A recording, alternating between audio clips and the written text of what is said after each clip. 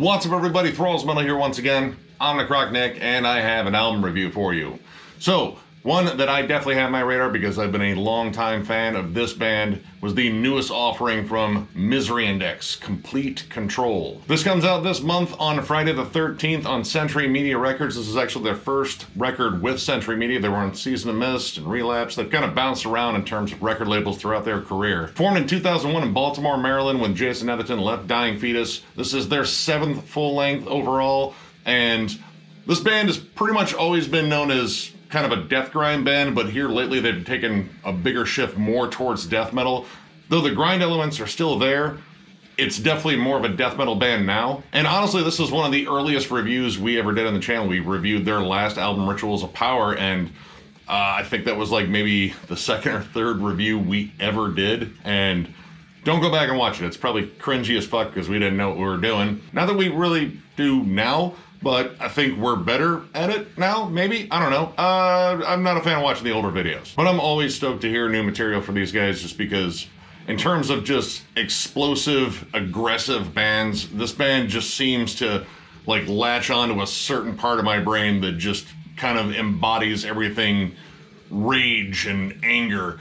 These guys have palpable anger across their discography, and once again they are back with quite possibly one of their most vicious offerings yet. But also, again, showing the growth in terms of their style. Now, again, they've kind of shifted more towards straightforward death metal, though grind is still kind of in there in snippets, but also included on here are like little bits of black metal and hardcore and like kind of groove metal too. Like, it's really just a hodgepodge of intensity that is refined down to its most aggressive elements. The opening track, Administer the Dagger, actually opens up with like isolated, distant guitars, kind of atmospheric. And if you've been listening to Misery Index as long as I have, atmospheric and like isolated, you know, kind of creepy guitars really aren't their thing. Like, you go through their discography and to say this band opens explosively is an understatement. Go back and listen to Heirs of Thievery. Embracing Extinction isn't even 2 minutes and it just hits you in the face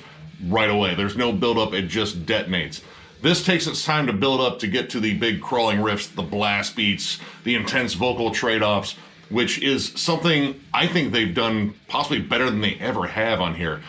For years, it was kind of hard to pick out where Mark and Jason sort of separated and did their own takes. Like, they have slightly different voices, but they kind of have a similar delivery. Mark generally has more deep vocals, whereas Jason's are a little bit up higher. But it was kind of hard to tell who was actually singing on which song, but I think they're more distinct from one another. So you can tell when the vocal shifts happen, and it's really cool when they come together because they come together often and it's just this vicious wall of hostility being barked at you, and man, does it match with the nasty, chuggy riffs that are all over this. Songs like Rites of Cruelty, Eaters in the Eaten, and Infiltrators just explode. They are fucking right in your face with all that hostility, but all these cool, clever riffs along the way. The Eaters in the Eaten actually kind of has a very, like, Morbid Angel, Dawn of the Angry sort of vibe to the pre-chorus riff, but there's also a little bit of like blackened atmosphere to the riffs before that. Like, it kind of sets a mood, and generally the only mood I expect on a Misery Index album is anger. Like, all the anger, all the rage, just pissed off at fucking everything. Actually, Misery Index has always been pissed off at a very specific sect of people, and they do not hide it. And kind of the cool thing is it just doesn't come off as like, I'm pissed for a reason is more of the thing. Like, they can actually tell you why they're pissed, and I kind of like that. Like, I know politics are probably not a super popular thing to talk about in terms of how sensitive everyone's become, but these guys pretty much said fuck sensitivity, and they're gonna tell you exactly how they feel and deliver some very empowered music behind it. Infiltrators, barely over 2 minutes, and it packs all the hostility it possibly can while delivering fucking giant mosh-worthy grooves. And that's kind of a cool thing on this album is, generally, you know, Misery Index is a very fast-paced band. Now, here lately, they've definitely embraced, again, more death metal, so kind of grooved it up a little bit from the more grindy years. But this one has a really cool balance. Like, you still get tons of blast beats, tons of really thrashy sections. Again, Rites of Cruelty has very thrashy riffs, kind of like early Cannibal Corpse on them. And then Reciprocal Repulsion brings in a big thrashy vibe as well as just stomping you to death with death metal riffs and even some black metal tremolo riffs towards the end. There's definitely a lot more in their wheelhouse that they've shown on here. This is just brimming with intensity, but there's a lot of focus. I think the songwriting feels a lot tighter on here. And for as brutal as this album is, and it is fucking brutal, there's a lot of melody. Darren Morris kind of moves from just being like the secret weapon in the band in terms of injecting melody with the leads to being right out front. The leads on here are very tasty. Like, we know Mark and Jason can deliver badass riffs and just awesome vocals, and Adam Jarvis is a fucking beast on drums, but Darren often gets overshadowed, and on here, he's really kind of opening up a lot of different avenues in terms of melody. Like, there's very clean, pretty, like classic heavy metal harmonies, especially on the title track, but there's also a lot of atmospheric stuff, like blackened tremolos, like dissonant little tritones here and there. Something to kind of give this a little bit more atmosphere. And again, atmosphere has never been really a huge thing with Misery Index. It's more about the aggression. And here over the past few releases, there's definitely been a bit more atmosphere on here, but they didn't supplement that for the aggression. All that shit still intact. And that makes this, again, a more engaging listen. It shows that they've kind of, you know, broadened their sound a little bit without sacrificing the core sound. And there's a lot of bands that kind of struggle with that in terms of like introducing new elements. And I think they've done it wisely by sort of introducing them slowly here lately. Now again, I really did like Rituals of Power. I thought it was a pretty decent album, and I probably rated it a little bit higher just because I was like super excited it was Misery Index. But I think this one feels more complete. It's more tight. And I think the riffs just jump out at you on this one. Like, there's a lot of the old school sort of energy that they had on albums like Heirs to Thievery, which might be my favorite. I don't know, Traitors is right up there too. And I have to say, Infiltrators kind of feels like a worthy sequel to the song Traitors off of that album. But there are tons of moments on this album where the riffs jump off the page and really become memorable. There's a bouncy chug in the song Conspiracy of None that kind of harks back to like Chaos AD era Sepultura, which I fucking love that album, and it's cool to hear those bouncy sort of hardcore groove metal little bits in there peppered in with the insane blast beats and everything that's going on in here. While this album's only a little bit over 33 minutes, this is a very focused and busy album. There's a lot of stuff going on, and it's all moving at pretty fast pace on here. But overall, this just seems like they've sort of gelled the sound a little bit better. Like, you know, the death metal transition kind of just moving a little bit further away from grind. You know, it's been good so far, but honestly, like, I think this is where it's really come together the best. And there's still a little bit of that grind energy on there. Now Defied, the last track, is a fucking intense way to close the album. Again, barely over 2 minutes, fast pace, machine gun riffs, but there's a little bit of punkiness to it. And Necessary Suffering has some really good death grind moments as well, so they haven't completely abandoned, you know, the grindy side. It's still there, it's just in smaller doses. Now, as for any negatives on here, I do have a couple. Now, this was, once again, mixed by Will Putney, who did Rituals of Power, and honestly, I'm kind of hit or miss on the mix. Like, Will Putney, I don't know, like, I think he's just got too much of a thing with compression because, you know, this album sounds maybe a little too tight when it comes down to the compression, especially in the drums. They sound loud, they sound punchy, but I think there's just too much compression on them. And, you know, the guitars, while they're very thick and very chunky, there's a little bit of, like, sizzle that I think is kind of missing on them. And, you know, Heirs to Thievery being one of my favorites, I really like the mix on that. It's very raw and energetic, and I like the sizzly tone on the guitars, but that's kind of more of a matter of personal preference. And the other issue, and it's very minor, the title track sounds a lot like a song they've done before, the song The Spectator off of Heirs to Thievery. It's built very similarly, it kind of leads in almost the same way, the riff is very similar, and this is a song I would say is kind of close to like a single for them, and it being like, you know, a single for them. They're not, you know, like, this is gonna be the big, you know, crossover success, it'll be all over radio, commercials, whatever. Maybe not radio, I don't know if anyone listens to the radio anymore. Anyway, I don't know, it just sounds way too similar to a song they've done, and it feels like kind of a rehashed idea. But at the same time, it's a good song, and honestly, in terms of like the catchiest, most straightforward song on here that might win over a potential new fan, and at the same time does not really dilute the water as much at all, because you're still hearing them at their, peak levels of aggression. It's still a good song. It's just, I don't know, I thought it was kind of odd.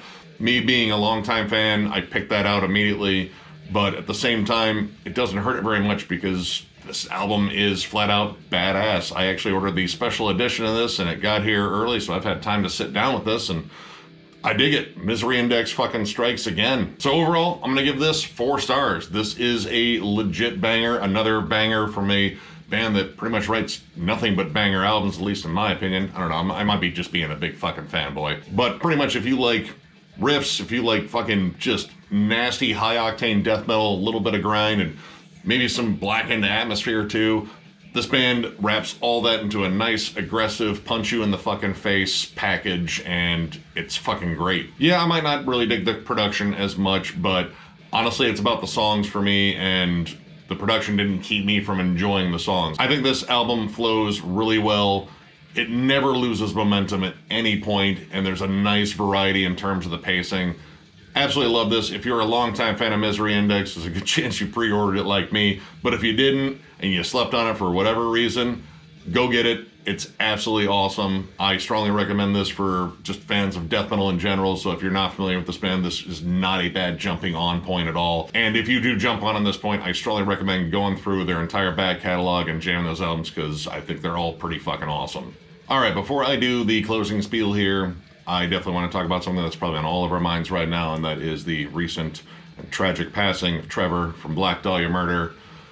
This has definitely hit the entire metal community like a ton of bricks. I spent the last day processing this and how absolutely gut-wrenching yesterday was.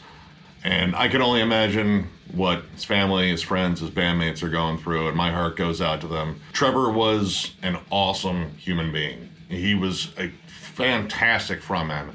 First time I ever saw them was at Ozfest 2005, and when they took the stage, they fucking owned it. And a lot of that was due to Trevor's energy.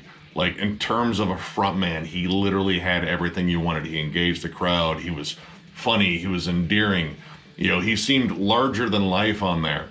And then when he got off the stage and you actually talked to him, he was just a legit solid dude, and just as big of a fan as any of us out there. Like, he was almost a fan first and then a band member second sometimes, because he would constantly go over all the fun underground stuff he's been listening to. I had the pleasure of meeting him a handful of times, so did Jam and John.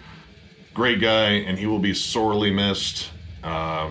It's just been horrible to even think that this happened. This one definitely cut deep, and unfortunately, like, the circumstances around it cut deep for me personally, just in terms of like history with friends. I had friends that committed suicide before, and wounds like that don't close easily and are often reopened by stuff like this. So yeah, I just wanted to extend all the love in the world for Trevor, for Black Dahlia Murder, for his family, and for all the fans out there.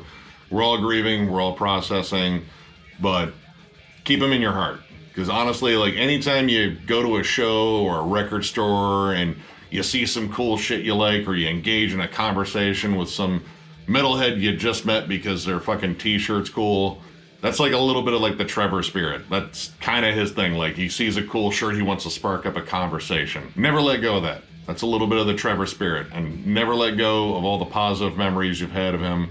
If you saw him live, if you met him, if you just like their videos, if you like communicated with him online, any of that. Hold on to those moments, hold on to those memories, because that's what we got now. So yeah, rest in peace, rest in power, rest however the fuck you want, Trevor. Thank you for all the memories. So, if you enjoyed this video, give it a thumbs up, and if you are new to the channel, subscribe, because we do stuff like this all the time. We're also on Patreon. If you'd like to help us out there, there'll be a link down below. There will also be a link down below for thrallsmetal.com if you'd like to get one of our t-shirts. And as for future stuff, we are, again, working on getting the Exodus ranking together, and obviously we have the Denver Death Fest, which there'll be a link down below for any prospective bands out there that would like to throw in their entry on that.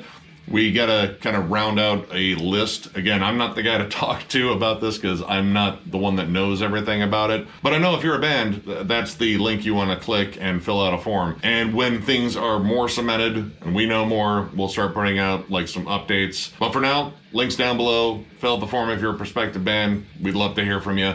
And, well, I'm just going to wrap this one up. Thank you all so much for watching. Talk to your friends. Be there for one another. Hold on to all the positive memories you have with people. And, well, with that, I thank you all very much, and we will catch you later.